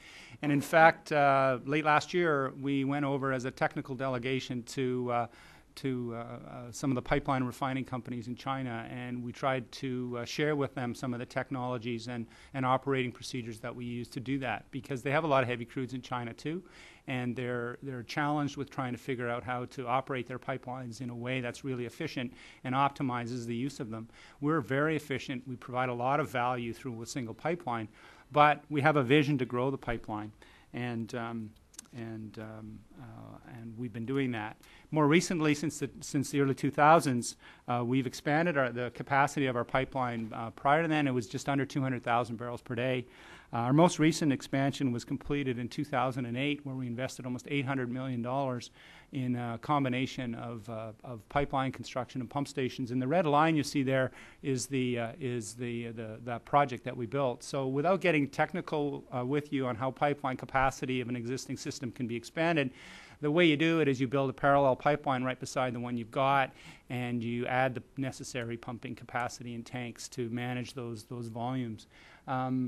I didn't show the map. I could have, but it's pretty challenging terrain. That's the Rocky Mountains we're going through. That's the border between Alberta and British Columbia, and then the coastal range, which follows basically right along the coast of British Columbia. We built over 100 miles of pipe through Jasper National Park and Mount Robson Provincial Park, and it was a challenging project, and it's one where we set a very high standard for ourselves. And we worked with Parks Canada. You can imagine trying to build a crude oil pipeline through a federal park, and we set the bar really, really high, and we jumped over it. And everything else we're planning on doing on our pipeline system will be to that kind of standard. the pipeline, despite its most recent expansion in 2008, where we sit today, we're basically full again. And one of the reasons is there's been a strong pull off the dock, just as I showed you. And now we're looking at what's next for our customers. So our plans are ambitious, but at the same time, they need to be executed in a way that's thoughtful, both from a market perspective that I've talked about, as well as from an environmental perspective and a First Nations consultation perspective. Nathan touched on it briefly. British Columbia, I think more so than the rest of Canada, has virtually all of British Columbia's unsettled land claims. There's one or two treaties, I think, that have been signed in recent times. But more than 100% of the province is claimed as traditional territory. And you cannot do any major infrastructure project, certainly a crude oil pipeline, but it applies to gas pipelines, it applies to power lines, it applies to any of the other infrastructures that we're talking about, without acknowledging that environmental and First Nations issues are an important component of the permitting and the ongoing operations of the system. So the pipeline can be expanded by finishing off the looping of the pipeline. You can see there's 3 blue loops, one in Alberta, one in northeastern British Columbia, and one in the central, southern, western part. So we would just carry on the looping. There's some black loops that we tie into. Those were actually built in 1957, around the Suez crisis. When the Suez, there was an embargo on crude oil exports to the U.S., there was a race to build some more capacity from Canada, and at least to the west coast.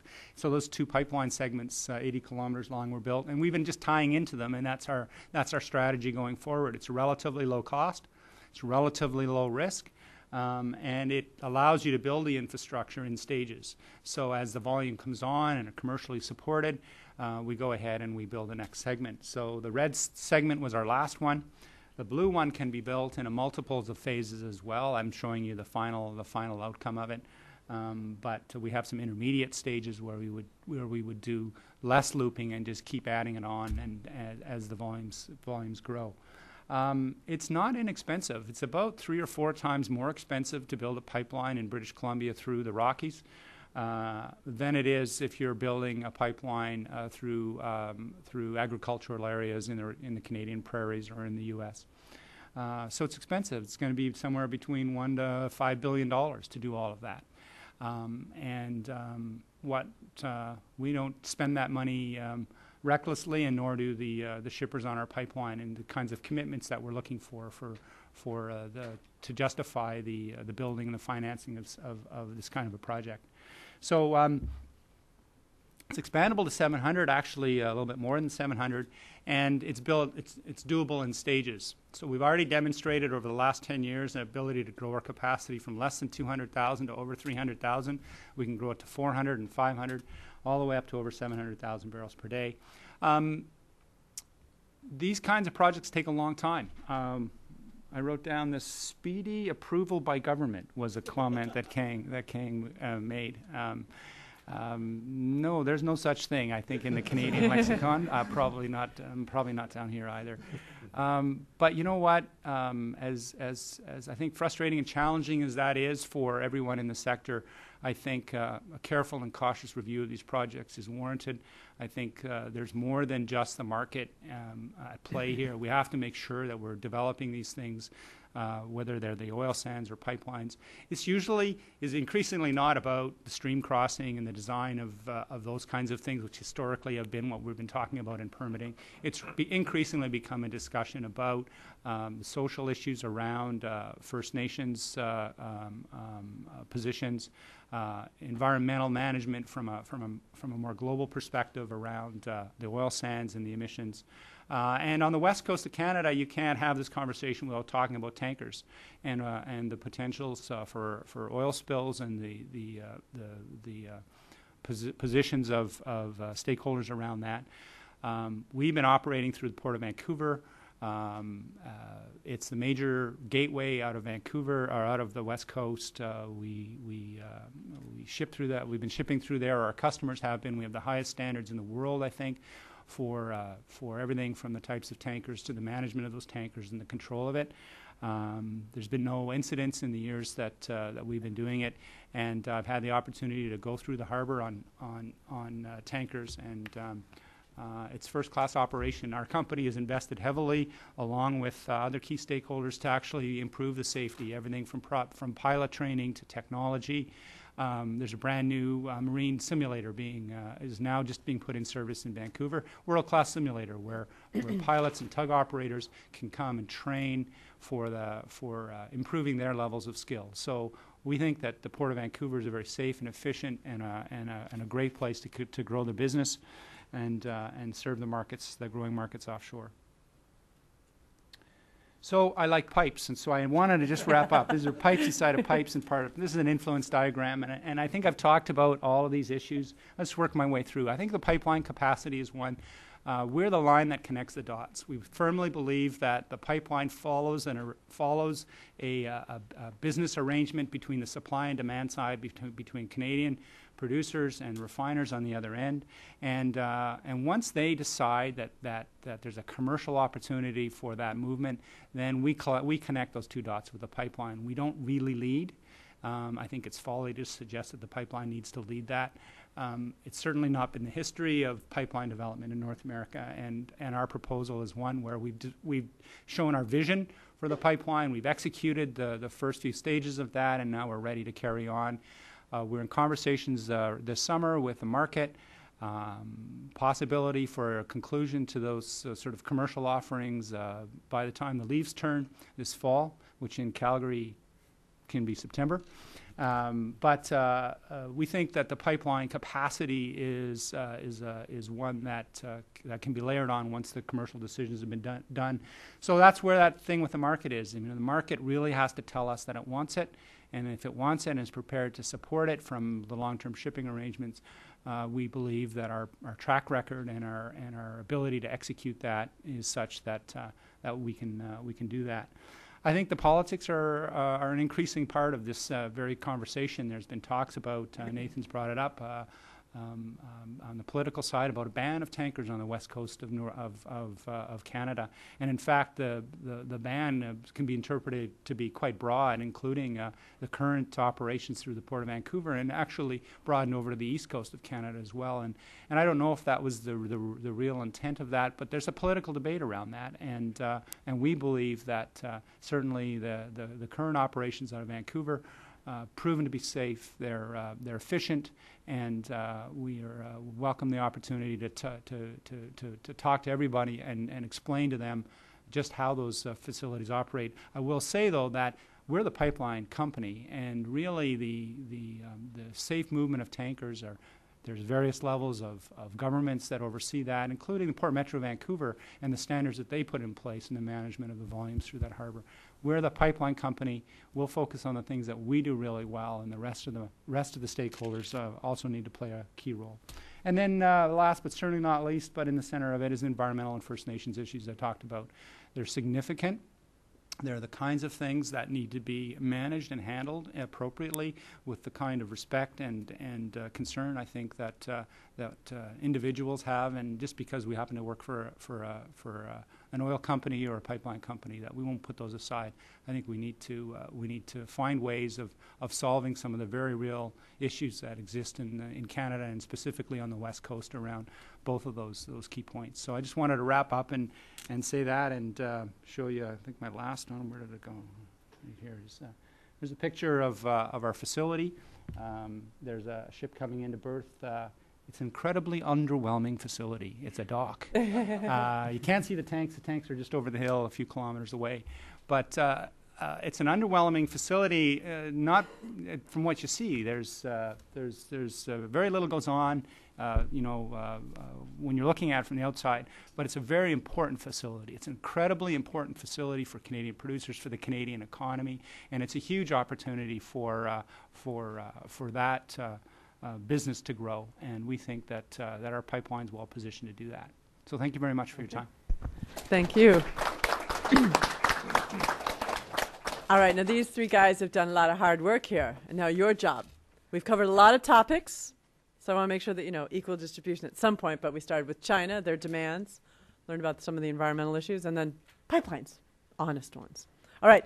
We have a question over here, and Sarah's got a mic. And so make sure that when that mic comes in your hot little hand there, that you do say your name and affiliation so we know who you are. Okay, thank you.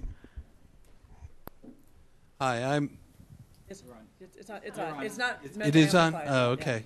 I'm Philip Budzik. I'm with the U.S. Energy Information Administration. I have two questions, if I may. One for Norm and one for Dr. Kang.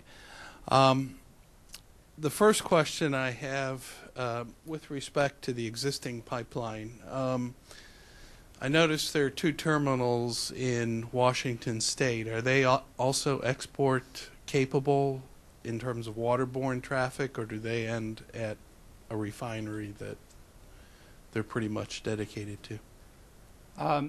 So the answer to the question was, how are the refineries connected in Washington State? There's 4 refineries there representing just over 500,000 barrels a day of refining capacity.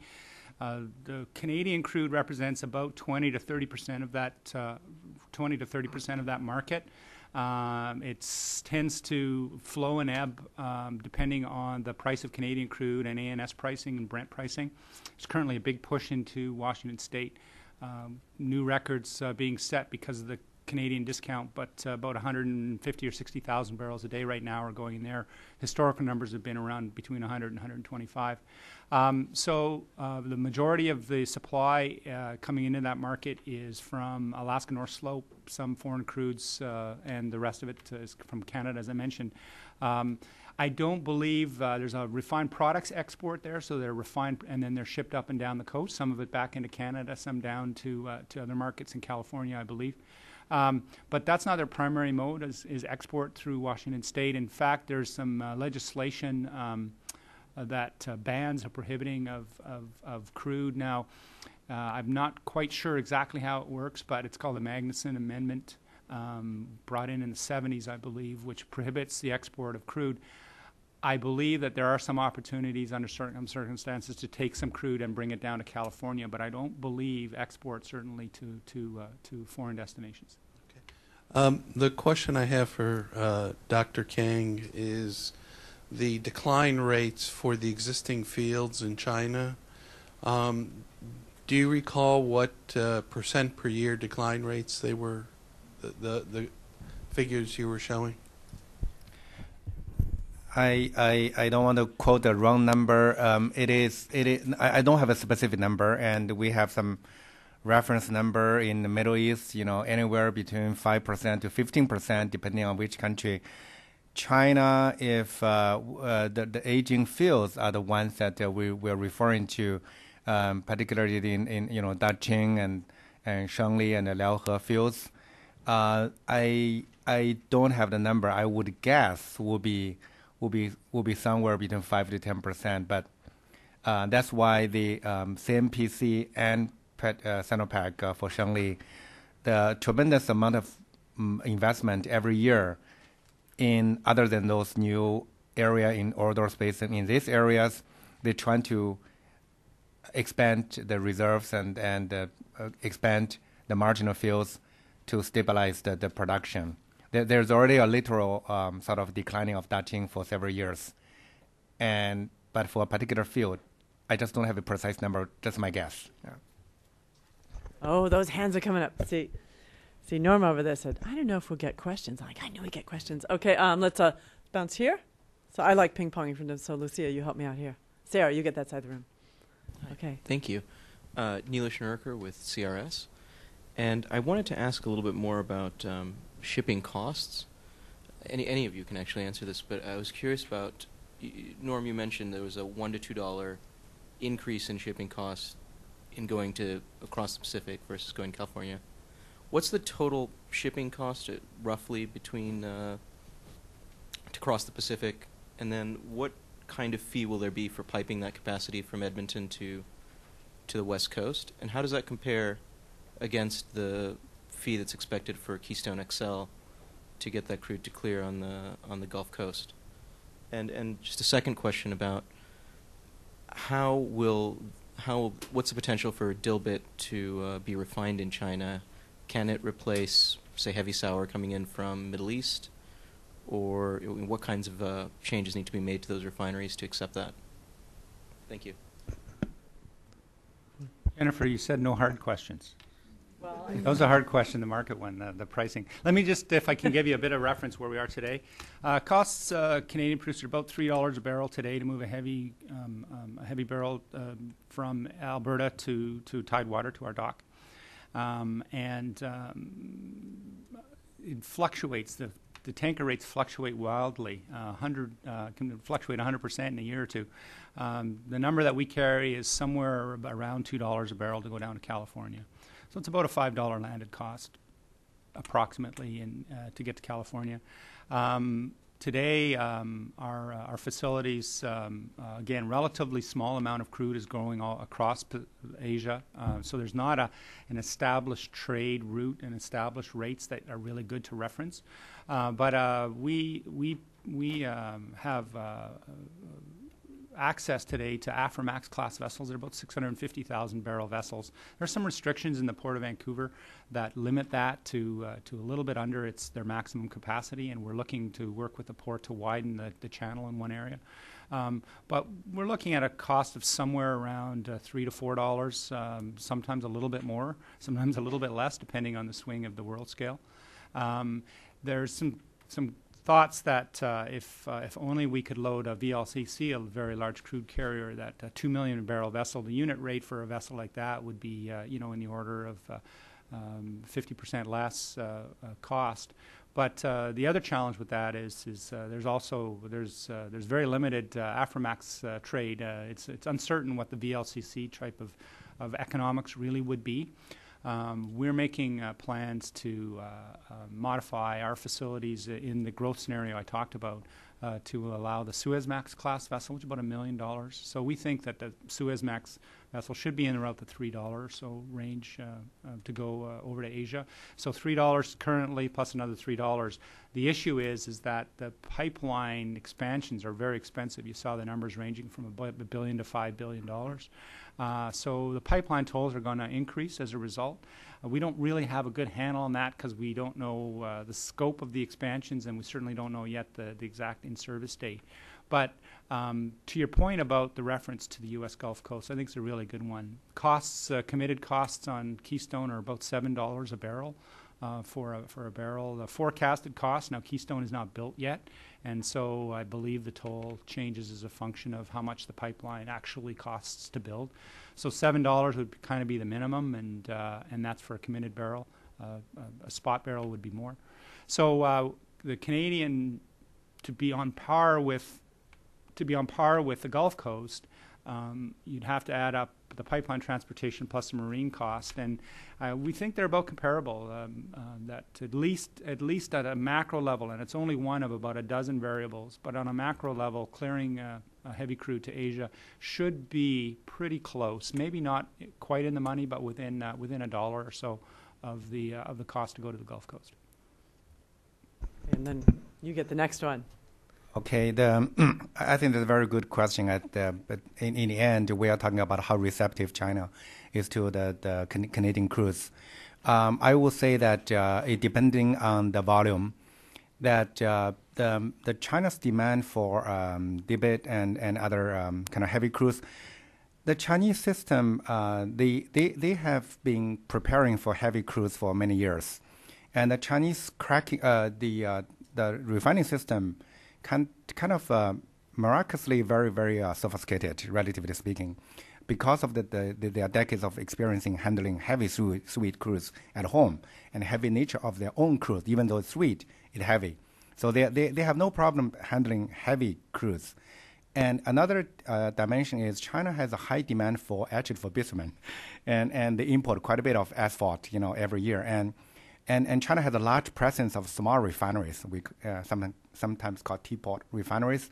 The total capacity is over 2 million barrels per day. By the way, China has more than 10 million barrels per day of capacity now, and more than 2 million barrels per day owned by local refineries. And they are, some of them actually are asphalt plants in a way, and so they are looking for things to run. Fuel oil is a primary source for them. So any heavy cruise, if they can get hands on it, they can do it. And so for small volumes, if the system is right, there is a demand. They don't need to replace the large, heavy sour crude that they design for Middle East because volumes can be small. Just remember every year China needs about anywhere between 400 to 800,000 barrels per day more crude oil every year. So that's additional. You don't need to replace anyone. You just need additional. But if it's a large volume we're talking about, let's say there's a dedicated Canadian export to China for like 300,000 barrels per day, 500,000 barrels per day, then you probably need to China and Canada need to have a little bit different strategy, similar to what Venezuela is doing. That PetroChina or Sinopec needs to design a refinery or two for that. That is more likely. And particularly today, all the new refinery built up in China, other than what they call the regional rationalization of the NDRC, most of the refineries in China, you do need to have a long-term supply source before you get approved by NDRC. So Yunnan and other places, they have Myanmar, they have Sudan, they have Russia, even Qatar for condensate. So and Venezuela, the 400, which is the largest joint venture refinery PDVSA is doing with MPC, because they are dedicated crudes from Venezuela. So similar thing for Canada. If that happens, I think you need a 1 or 2 refinery dedicated for those kind of special Canadian crudes. Can I ask just a follow-on real quick? I love teapot refineries. Chinese oil refineries, do they? How's their environmental performance? I mean, there was that there's that smallish tanker spill that happened in Bohai, but I mean that was in a ship. But yeah, I mean, because I do environment in China and I've never tripped across that kind of info. For the I use the speedy sort of approval. That's referring to the Chinese investment overseas that it happened to another country. But inside China, if you want to build a large refinery, the process can be also very, very long. And the role of the so-called environmental evaluation that has to be approved by the environmental evaluation body, that it can be very strict. So that can actually, one good example is that the KPC, the Kuwait Petroleum Corporation, KPI, actually the joint venture with Sinopec, they got denied in Guangzhou, which is Nansha refinery, because the environmental evaluation was not passed, and now they have to move to Zhanjiang, right, to do it again. The environmental issues in the refineries have different levels. Sinopec and the national oil companies, they are subject to much stricter sort of standards by the government. And we talk about quality of the fuels, which is improving very fast in China, not on fuel oil, but on gasoline, diesel. Beijing is already running Euro 4 standards, and Shanghai is following up, Guangzhou is following up. For China to running Euro 4 is kind of unthinkable like 5 years ago. So now the whole country is moving to Euro 3. But small refineries have a little bit different, and Chinese government have a tougher time implementing the environmental standards on them, because they got protection by local governments. And plus, overall environmental standards in China still kind of lacking and not uniform. So these small refineries, they could survive. And they do face that kind of problem. And the central government actually often cite that reason as cite the environmental issue, like pollution, as a reason to close them down. So it's a battle between the central government and local government and the refineries themselves. I hope I answered the question. That helps. I'll interrogate you more later. But do you want to jump in there? Yeah. Jump on the first part of your question around the difference in price premiums between if KXL were to be approved versus something to China. And I think it's important to highlight that there is a considerable price difference right now between the price in Cushing, which is oversupplied right now, so it's depressed. It's $10 to $12 less than what the Brent spot price of oil is trading at right now. So there's not only there's additional premiums you could receive, premiums or more competitive to the world rate if you were to ship to China. And Enbridge, at least from their Kitimat terminal, has said that they could get $3 to $4 more per barrel, and that's all including additional transportation costs than if they were to ship down south. So they have the they advertise at least that it's much more profitable. Whether that's the case or not, it's uncertain. Again, there hasn't been that sort of trade history to determine that. They do have slightly better economics than Kinder Morgan, in part because it's a closer distance to China and to other refineries in East Asia, and it's also a deeper port. Vancouver is limited because of the depth of the harbor. They could only take Suezmax and Aframax. They would have to dredge the harbor, which would be of concern to a lot of folks. It's birthplace of the environmental movement and Greenpeace in Canada, at least. So there would be considerable opposition there if the harbor were to be dredged. So there certainly is the case to be made that there could be more money made shipping to Asia than south. Okay, some other questions. I promised to ping pong to this side. Who do I have over here? And some other questions? I thought I had a few hands over here. Well, wait, before I go back to you, let's go to the back there. You get the second round, but I thought I had a few more in the middle there. Marilyn Engel, International Affairs at EPA, and Dr. Kang, I had a quick question. Given the imports we've been speaking about, I wonder the likelihood for companies or industries that depend currently on coal but have an ability to switch over to oil and gas. How likely is it on the economics that they might actually be willing to change from coal to oil and gas? I'm thinking in particular the vinyl chloride monomer industry in China still primarily relies on coal, but that requires a mercury catalyst. And the country is trying to reduce its use and emissions of mercury. So I'm hoping that you'll say that there might be an ability for them in future to think of transferring over like the industry here and the rest of the world did previously. You mean talk about, I just want to get a question right, you mean willingness to change, convert from coal to oil and gas, right? Right, Yeah. and right now with oil and gas being available on the coast, and so the companies that are located there may have more of a chance to do so, but the companies are primarily in the middle of the country of China and Right. into the west. Right now they are building new facilities that they can go either way, we've learned, although they're still primarily Right. dependent on the coal. I'm just wondering, Yes. will they be thinking more and more of that use? And there's one other aspect too. I know that Dow Chemical has been working with the coal companies and thinking about coal to chemicals, one of which the opportunity might be to produce ethylene from coal. Coal to liquids, right? Exactly, and which that might Yeah. weigh in as well. Thanks. Okay.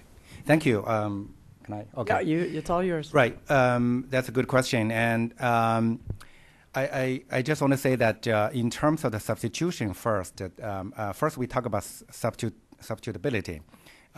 So far, other than the coal to liquids, which I'm going to talk about a bit later, in terms of just the substitution between energy fuels, in China, the degree of substitution between oil and coal is kind of limited.